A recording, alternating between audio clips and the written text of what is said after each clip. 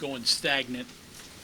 I mean, I don't know. Answers, what do you try to do? Is there anything you can do? We didn't run offense.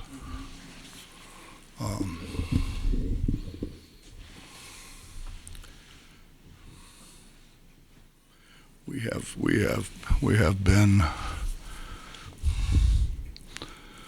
above average defensively. Our offense hasn't been good for quite a while, and so you try to fix it. I went through and watched a whole bunch of years of our former guys and how they got open and why they got open and what we ran.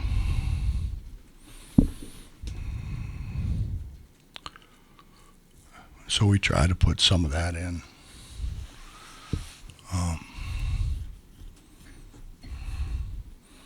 The reality is they didn't run that either. It's and I'm not blaming them. I would make sure you understand it's my fault. I mean, it's my fault. All right. I'm in charge of fixing it. And I didn't fix it. But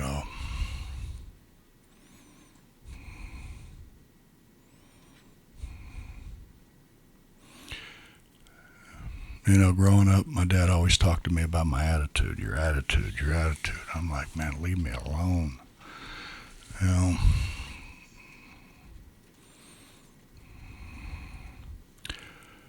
When your attitude goes, your game goes. I mean, you can see that from the NBA down. We have guys who aren't the same people.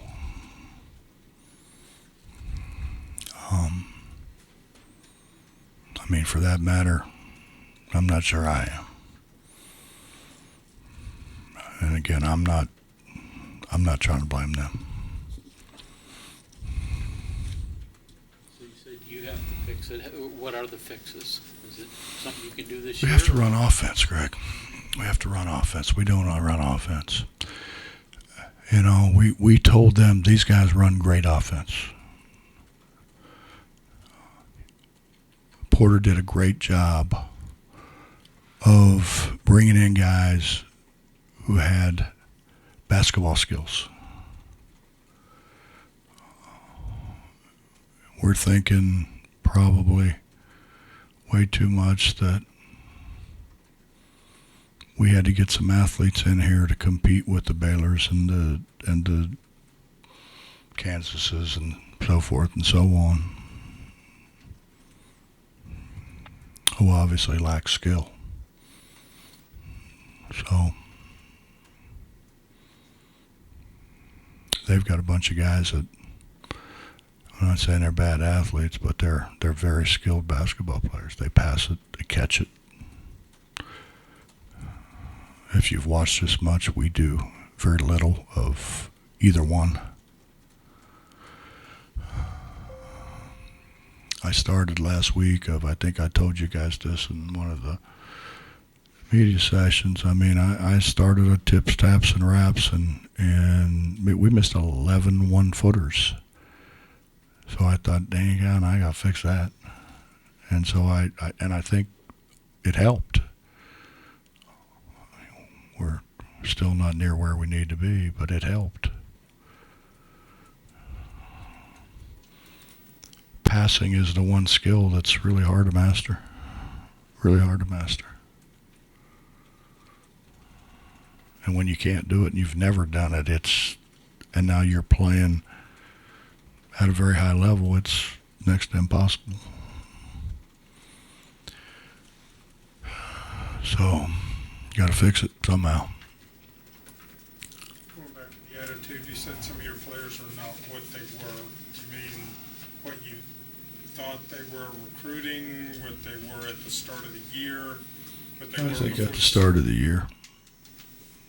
Yeah, I think at the start of the year. Charles Swindoll gave a unbelievable speech about your attitude. how important attitude is and how dangerous it is to not have the right one.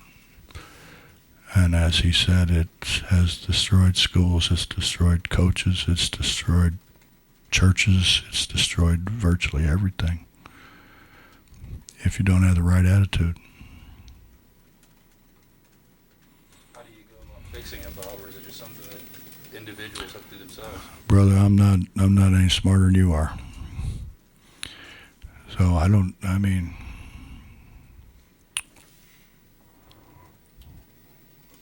the honest to God's truth is you cut it out.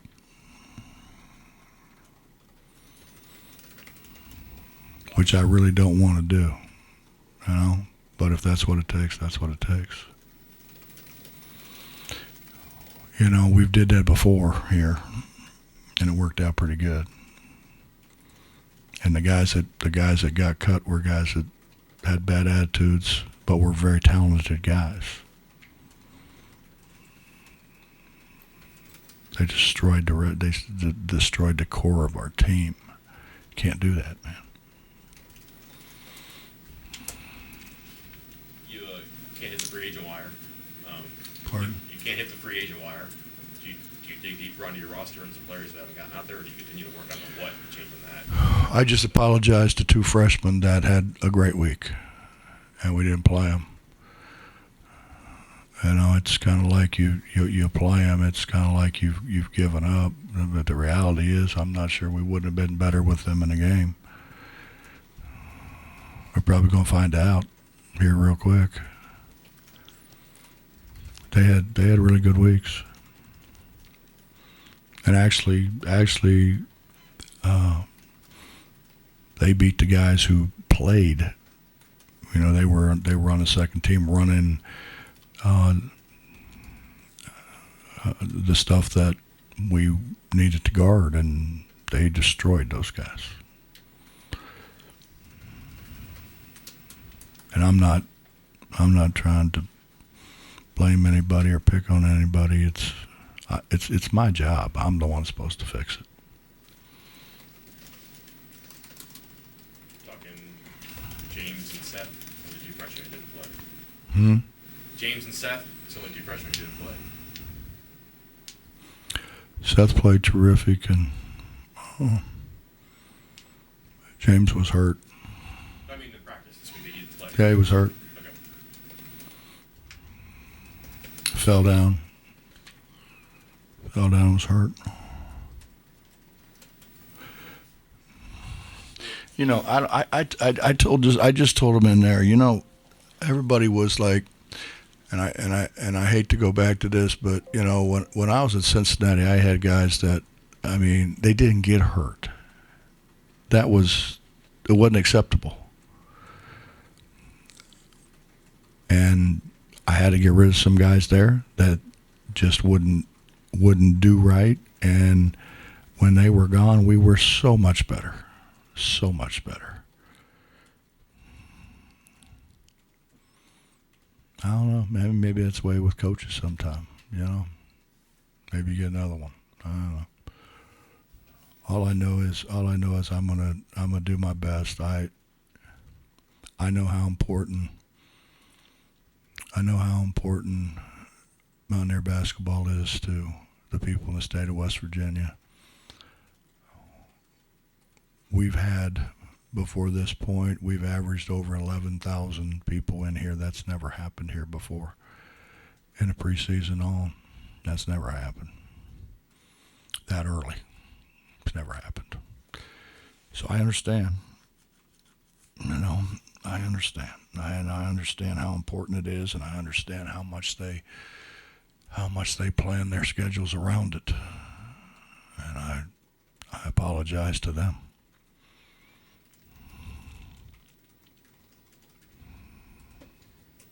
If I can continue there, Bob, you've talked up two freshmen there. I was trying to figure out who those guys were.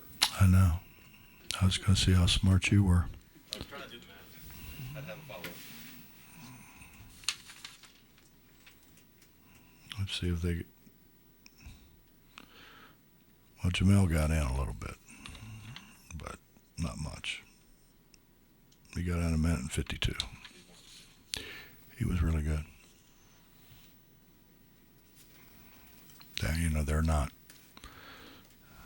They're not defensively, quite where they need to be yet, but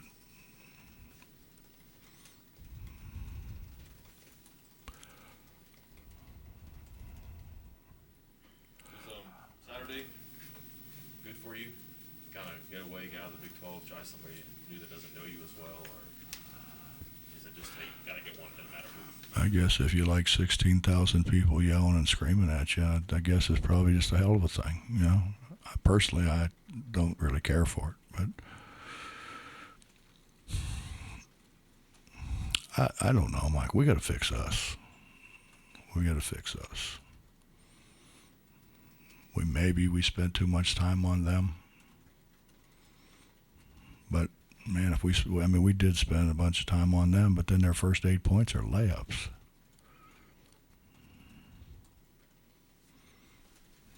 They did everything that we told our guys they were going to do.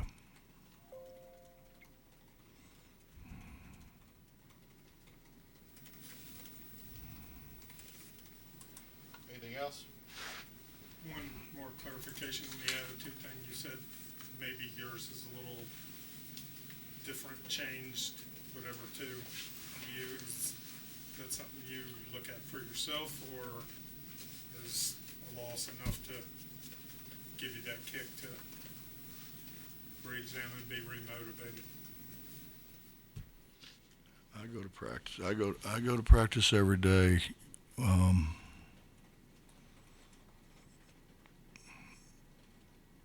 Trying to do the best job I can and try to figure out how to fix what's not working, how to get better.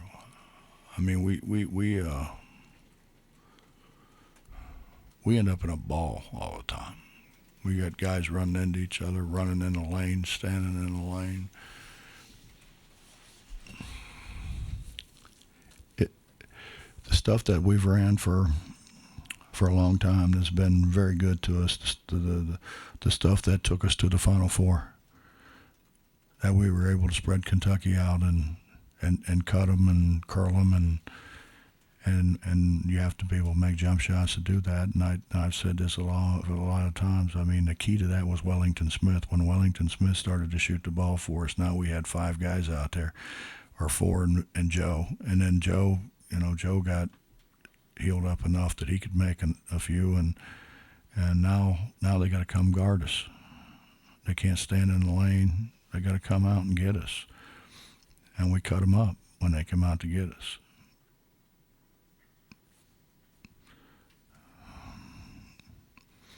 But you got to have some guys who can handle it. You have to have some guys who can pass it.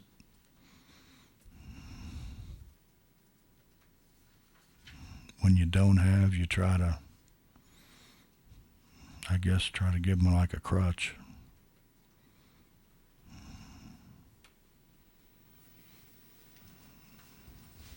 Coach, thank you.